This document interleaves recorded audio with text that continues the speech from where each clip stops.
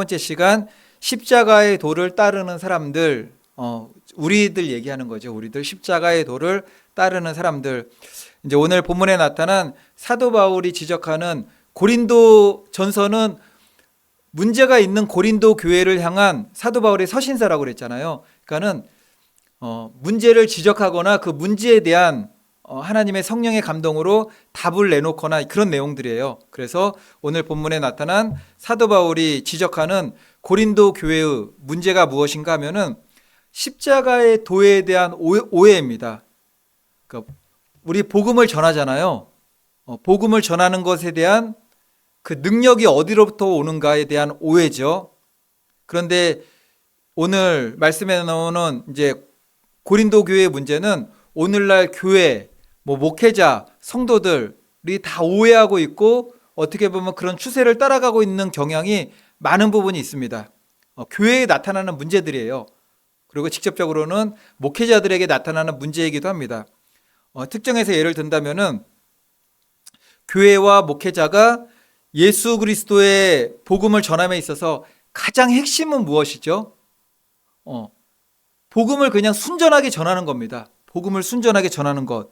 그런데 이미 초대교회 시절 이때조차 십자가의 도만 순전하게 붙드는 믿음, 이건 좀 미련한 거 아닌가? 그렇게 생각이 들었다라는 거예요. 무슨 말인가 하면은 18절 다시 한번 읽겠습니다. 십자가의 도가 멸망하는 자들에게는 미련한 것이요 구원을 받는 우리에게는 하나님의 능력이라. 십자가의 도가 멸망하는 자들에게는 미련한 것이요 라고 할 때 우리가 보통 이 말씀을 이해하고 적용할 때 복음을 모르는 세상 사람들은 십자가의 도에 대해서 그게 뭐냐, 그거 너희들이 왜 이렇게 어리석냐, 불신자들에게 이렇게 적용을 하잖아요. 정말 그들에게 예수 그리스도의 십자가 부활 복음은 미련하기 짝이 없고 허황된 이야기로 들릴 수가 있는 이야기에 불과합니다. 그러니 복음에 생명을 거는 그리스도인들을 보게 되면은 이상하게 보이는 거죠. 아주 그냥 고리타분하게 보이기도 하고 이상한 거예요, 그 사람들은. 그러면 이 말씀을 불신자가 아니라 믿는 우리들, 교회, 목회자들 뿐만 아니라 성도들에게 어떻게 적용할 수 있겠느냐는 거예요. 이제 22절 말씀을 보겠습니다. 22절 말씀. 22절. 이게 18절 말씀하고도 좀 이어지는 말씀인데 22절 다 같이 한번 읽겠습니다. 시작. 유대인은 표적을 구하고 헬라인은 지혜를 찾으나, 유대인은 표적을 구하고 헬라인은 지혜를 찾으나 우리는 십자가에 못 박힌 그리스도를 전하니 유대인에게는 꺼리끼는 것이요 이방인에게는 미련한 것이니라. 이 말씀에서 그들이 각각 능력을 구하고 지식을 구하죠. 유대인들은 무엇을 구합니까? 능력. 헬라인은 무엇을 구합니까? 철학의 도시 헬라. 지식을 구한다는 거죠.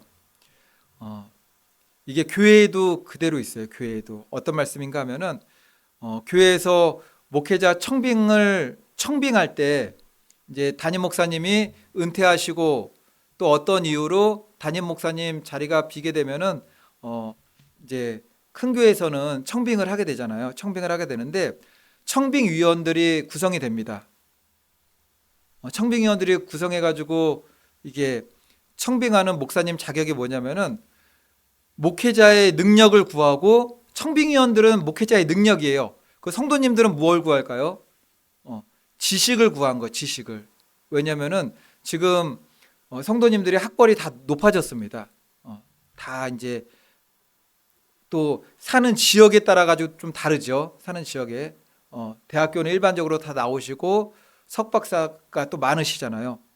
그래서 청빙위원들이 딱 구성되면은 전체적인 능력을 일단 보는 거죠. 능력을 보고 학벌을 보고 재력을 보고 다 봅니다. 성도님들은 자신들의 지식을 만족시켜 줄 수 있는 지식을 구하는 거죠. 요즘 목회를 하려면은 이거는 예전에는 각 교단마다 직영으로 해서 그 신학교를 나오면 되었지만 지금 시대는 그게 어려운 시대가 되었어요. 그래서 목회를 하려면은 MDB 석사라는 걸 해요. 이제 그게 자격이에요. 보통 그냥 자격이에요. 그 기본이고 그 다음에 석사를 다시 해요. 석사. 뭐 신학 석사, 신학에서도 뭐 구약 뭐 많이 나누잖아요. 신약 석사를 하고 또 신약 박사, 철학 박사. 그리고 목사님들 중에서 박사 학위를 받으신 분들은 이게 부지기수입니다. 많아요. 그래서 요즘에는 이런 말도 있어요. 석사만 있으면 석사만 있는 목회자는 개척을 해야 되고, 그나마 박사가 있어야지 청빙 서류를 낼 수 있다고 그래요. 근데 그 박사는 국내 학위는 안 됩니다. 국내 학위는 안 되고, 미국이나 영국에서 공부를 하고 와야지 청빙 서류를 낼 수가 있어요. 그래가지고, 뭐, 영어 설교 가능한 거는 또 이제 플러스 점수가 있겠죠.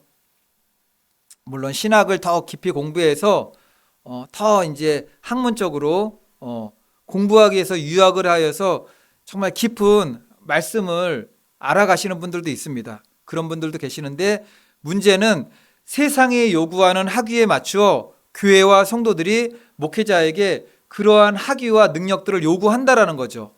목회자도 그런 시류에 발맞춰 가지고 박사학위에 목숨을 거는데,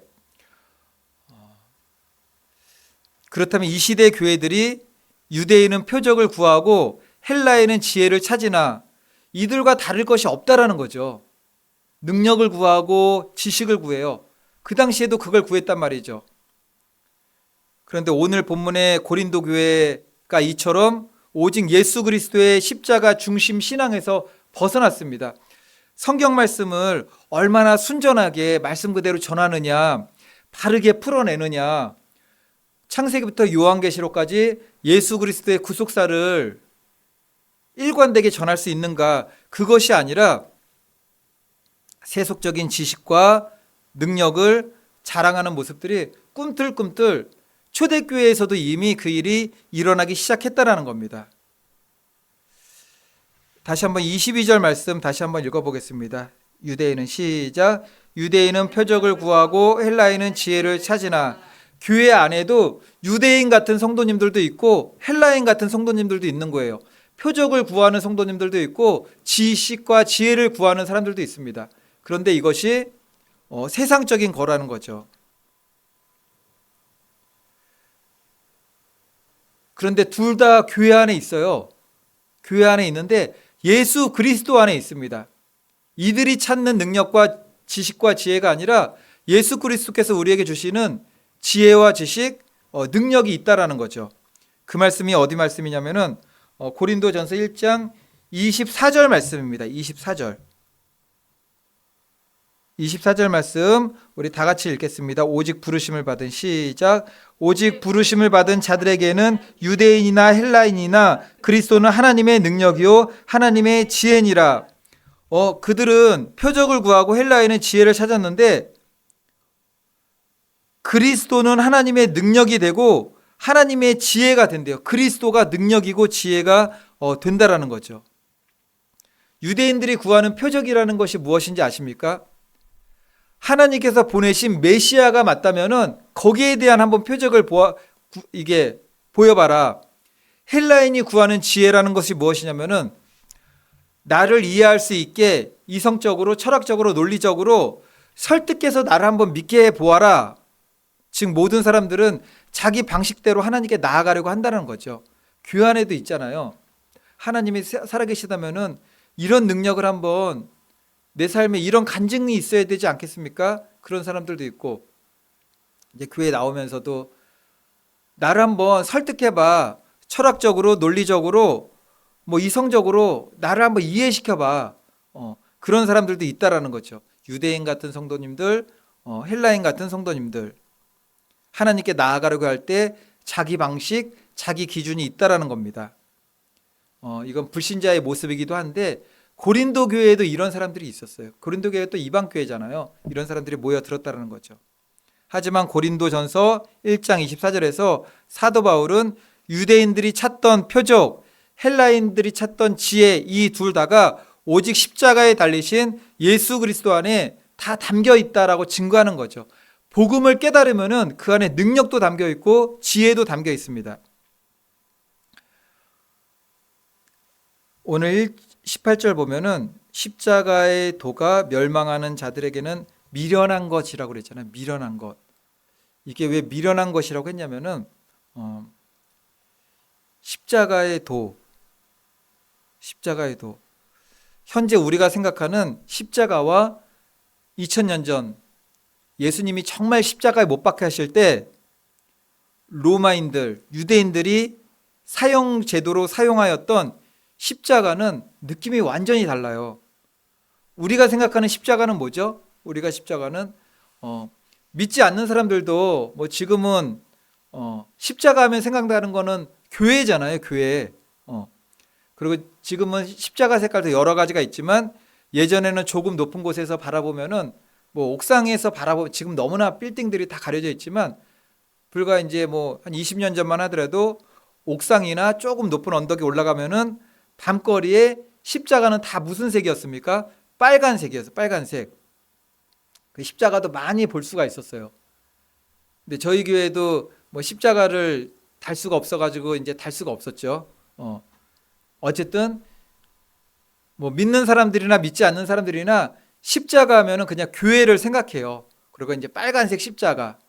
뭐 교회에 대해서 좋은 이미지를 가지고 있는 분들은 좋게 생각할 수도 있고 교회에 대해서 좀 인식이 안 좋은 사람들은 뭐 예수쟁이들, 뭐 지독한 사람들, 뭐 그렇게 생각할 수도 있는데 그러면 제가 이제 뭘 하나를 말씀드려 볼 테니까는 이거 생각하면 어떤 느낌인지 한번 생각해 보세요. 전자팔찌. 그거 생각하면은 어떤 느낌이세요? 혐오스럽지 않습니까? 전자팔찌. 혐오스럽고 파렴치하고 더럽고 소름 돋고 전자팔찌 찬 사람 만약에 여기 들어오시면 어떻게 하시겠어요? 이게 약간 제가 없어요. 제가 없어요. 제가 없고 우리 전도사님이 만약에 설교를 하고 있는데 다 여성분들만 있는데 전자팔찌 막 하고 여기 문신 있어요. 문신. 덥다고 막 우통 막 벗어버려요. 그러면 혼자 안 들어왔어요. 한 4명 들어왔어요. 4명. 그러면 얼마나 무섭겠어요, 이게. 예전에 십자가 처형당한 죄인들에 대한 인식이 그보다도 더하면 더했지 덜하진 않았다라는 거예요. 사형 제도는 그냥 우리는 지금은 사형 제도를 잘 못 보잖아요. 그 당시 사형 제도는 아주 혐오스러운 죄인, 파렴치한 죄인, 더럽고 소름 돋고 아주 그냥 이게 너무 싫은 죄인이죠. 싫은 죄. 그 십자가에 못 박일 때 어떻게 못 박인지 아시죠? 다 발가벗겼습니다. 다 발가벗겼고 막 배설물도 다 너무 창피한 거죠. 너무. 그런데 이 시대는 점점 한국 교회 이미지가 그런 모습으로 비춰지고 있다라는 생각을 제가 합니다. 왜냐하면은 공영방송에 교회에 대해서 문제 있는 거 나오면은 100%예요. 어떤 문제냐면은 전자팔찌 차야 되는 그런 문제들만 교회에서 막 부각시켜가지고 막 TV에서 방영을 하는 거죠. 목회자들의 타락, 다 그런 것들하고 연관되고 방영을 해요. 교회 하면 사람들이 조심해야 된다고 생각해요. 조심해야 된다고. 인식이 다 그렇게 만들어졌어요. 그리고 교회하고 이단들하고 다 섞어놔가지고 이게 막 분간도 안 되게 만들어버린 거죠. 그런 교회들은 사실 가짜입니다. 가짜 복음 사건 목자입니다. 일반 불신자들은 신천지와 뭐 하나님의 교회와 구원파하고 이게 구분을 못해요. 구분을 못하는 사람들에게 교회를 그렇게 아주 혐오스러운 집단으로 소개를 하게 되면은 뭐 어떻게 이게 설명을 할 수가 있겠어요. 이게 어찌되었던 참된 교회와 그리스도인들은 세상의 빛이 되어야 되고 소금의 역할을 해야 됩니다. 묵묵히 복음의 길을 따라가야 된다는 거죠. 지금은 아주 점점 세상이 교회에 대해서 너무 불신을 갖는 그런 방송만 내보내요. 이제 계속 나오죠. 계속. 신천지의 방송이 한번 나왔잖아요. 신천지 아주 그냥 더러운 방송이 나왔습니다. 그 방송이 내보냈는데 후속작으로 교회에도 똑같은 방송들이 나오게 되면은 이거는 아주 이게 교회에 대한 인식이 땅에 떨어지게 되는 거죠. 성도님들은 하나님으로부터 어떤 능력 받기를 원하십니까? 오늘 말씀에서 헬라인들은 지혜를 구하고 유대인들은 표적, 능력을 구한다고 했어요. 하나님께로부터 이렇게 목회자들이 이런 능력 구하더라고요. 보니까는 신학교 가니까는 병 고치는 능력 구하시는 분들도 있더라고요. 병 고치는 능력. 병 고치면 사람들 몰려온다고. 제가 그러면 안 된다고 그랬더니 이제 이해를 못 하시는 거예요. 병 고치면 사람들 몰려온다고. 몰려와가지고 하나님께 영광 돌리면 되는데 정말 위험한 거다. 하나님이 이게 쓰실 것 같으면은 자연히 다 주시죠. 병 고치는 능력, 귀신 쫓는 능력, 참으로 귀한 능력이고 귀한 은사입니다. 그런데 문제가 있는 거죠. 병 고침받은 사람, 귀신이 쫓겨나간 사람이 문제가 아니라 능력으로 병을 고친 사람, 능력으로 귀신을 쫓아낸 사람이 문제가 되는 거예요. 하나님께 쓰임 받을 때는 너무나 귀합니다. 그런데 그 능력 받고서 끝까지 간 사람들을 보는 경우는 거의 드물어요. 사실은 은사 받고 끝까지 가는 사람들은 드물어요. 근데 있어요. 있는데 감사하게도 있어요. 그런데 그분들을 보게 되면은 마지막에 아주 심한 질병으로 하나님과의 관계 안으로 들어가게 됩니다. 하나님하고 분리된 게 아니라 하나님하고 깊은 관계 안으로 들어가는데 마지막에 질병과 함께 하나님과의 깊은 교제권 안으로 들어가요. 무슨 말씀인가 하면은 복음을 따라 예수 그리스도의 이름으로 능력을 행하였지만 그럼에도 불구하고 사람들로부터 받았던 영광들이 있어요. 나는 그것을 항상 십자가에 못 박는다고 하지만 나도 모르게 그걸 받게 되는 거죠. 그래서 스스로를 높이고 나도 모르게 자랑했던 마음에 들어왔던 것, 그 모든 것을 하나님 나라에 들어가기 전에 심령이 가난한 사람이 되어야 되는데 심령이 높아졌단 말이죠. 나도 모르는 사이에. 그래서 하나님께서 심령이 가난한 자로 낮추기 위해서 쓰시는 것 중에 하나가 가장 특효약이 질병이에요. 질병 통해서 다 내려놓게 하시고 마지막에 하나님 앞에 우리가 천국 가기 전에 이 땅에서 어떤 화려하고 귀한 공로와 업적을 남겼더라도 정말 천국 가는 사람에게 하나님께서 십자가 앞에 어떤 모습으로 서게 하시는지 아십니까? 십자가 앞에 죄인으로 서게 하세요. 죄인으로 서게 하신 다음에 오직 예수 그리스도의 대속의 은혜로 죄사함 받은 죄인, 그리고 부활의 능력 가운데 죄사함 받고 구원받은 하나님의 자녀로 서게 하신 다음에 영원한 하나님 나라로 부르십니다. 이게 너무나 중요해요. 저도 그럴 것이에요. 우리 성도님들도 그럴 것입니다. 이 땅에서 우리가 남은 삶 동안에 하나님 사랑하고 이웃 사랑하고 또 하나님께서 역사하시고 은혜 주시고 인도하심을 따라서 하나님의 일들을 행하게 될 것이에요. 지금은 많이 연약하지만 시간이 많이 흐르고 난 다음에는 어떤 열매들이 많이 있을 수 있을 겁니다. 그럼에도 불구하고 하나님 앞에 서기 위해서 반드시 어떤 모습으로 서야 되냐면은 십자가 앞에 죄인으로 쓴 다음에 예수 그리스도의 대속의 은혜 가운데 죄 사함 받은 죄인, 부활의 능력 가운데 하나님의 영원한 나라에 참여하는 구원받은 자녀로 쓴 다음에 들어가는 거예요. 면류관과 상급은 그 다음 문제인 거죠. 그 다음 문제. 그래서 하나님께 능력을 받아 주님의 일을 한다고 하는 모든 주님의 일꾼들에게 너무나 필요하고 절실한 것은 십자가에 나를 못 박는 그 복음과 함께 날마다 동행하지 않으면 넘어지게 되는 거죠. 넘어지게. 그리고 이제 지식에 대한 말씀을 갖다가 우리 한번 나눠보겠습니다. 저는 많이 느껴요. 성도님들도 분명히 느낄 겁니다. 어떤 거냐면은 복음을 우리가 말씀을 함께 나누니까는 시간이 가면서 우리가 주님을 사모하는 만큼 복음에 대해서도 깊이가 더해지고 하나님을 아는 지식도 점점 많아집니다. 그럴수록 하나님을 알아가면 알아갈수록 복음을 깊이 깨달으면 깨달을수록 세상 사람들이 도대체 이해가 안 가는 거예요. 점점 더 커져요, 그게. 왜냐면은 나 같은 보잘것없고 지식도 없고 지혜도 없는 사람도 성경을 보니까는 하나님의 살아계신다는 것이 믿어지고 믿음이 생겨요. 예수님께서 사람의 모양으로 이 땅에 오셔서 십자가의 대속을 이루시고 부활하신 것이 믿어지고 어느 때는 막 감격스러워요. 그냥 생각하면은 막 가슴이 울컥울컥하죠.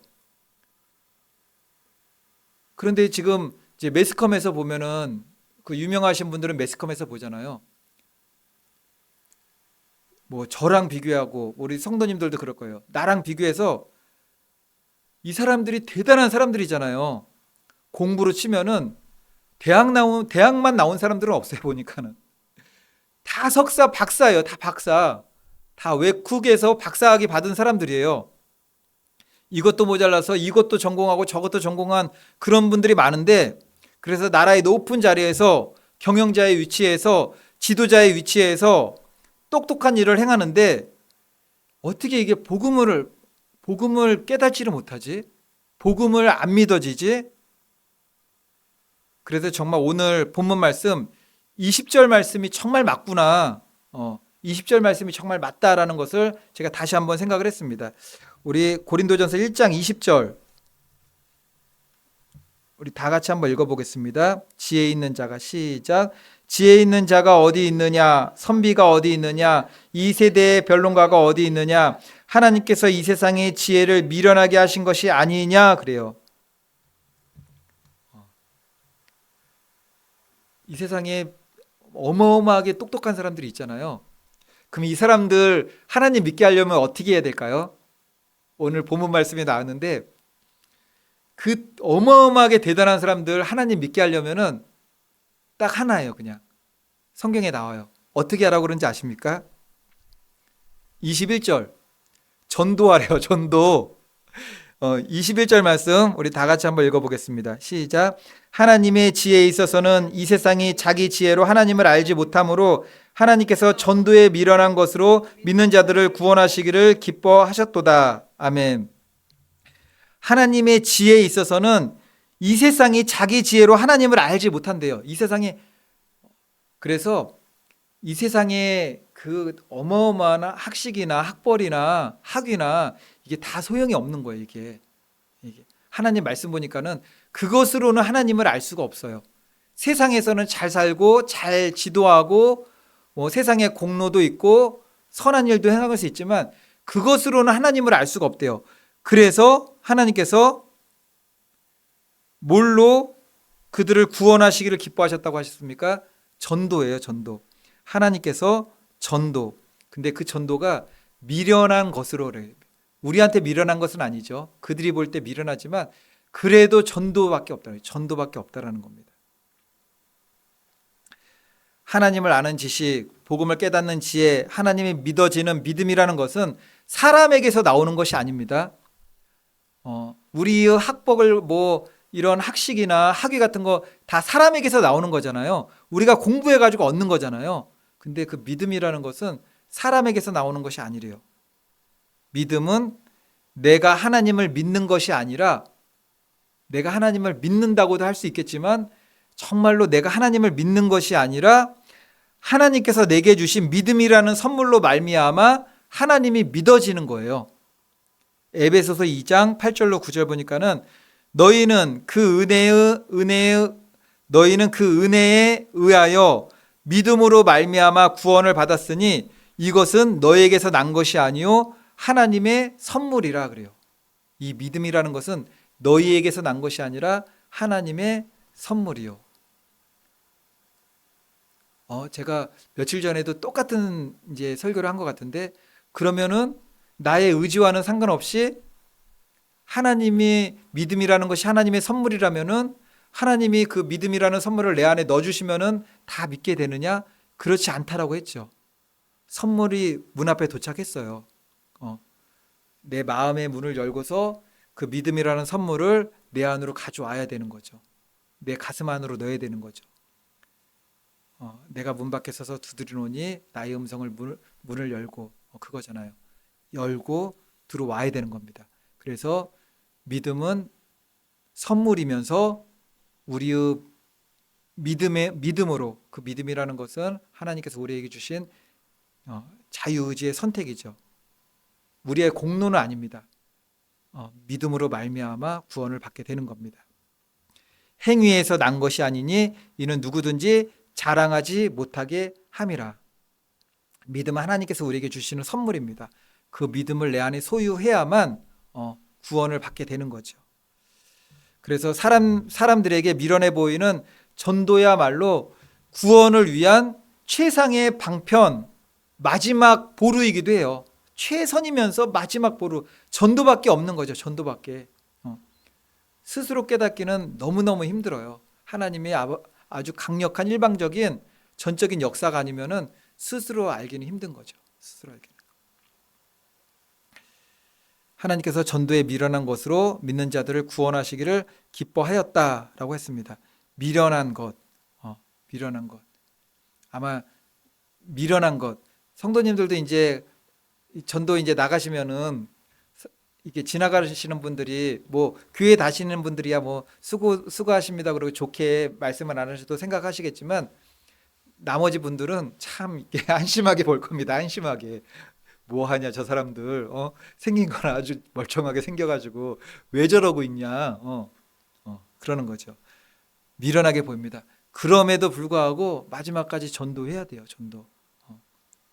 하나님께서 말씀하셨잖아요. 하나님께서 전도에 미련한 것으로 믿는 자들을 구원하시기를 기뻐하셨도다.